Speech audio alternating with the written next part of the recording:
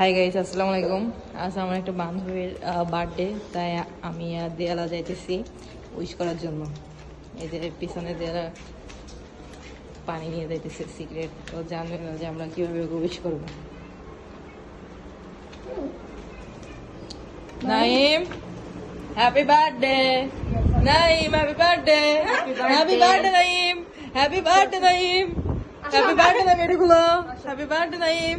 চলো চলো, এই কিছু চলো না, এমন করো না নাইম। চলো চলো, অবশ্যই রাখবো।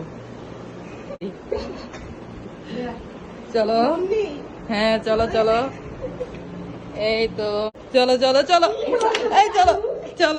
আরে দাদা, হ্যাপি বার্থডে।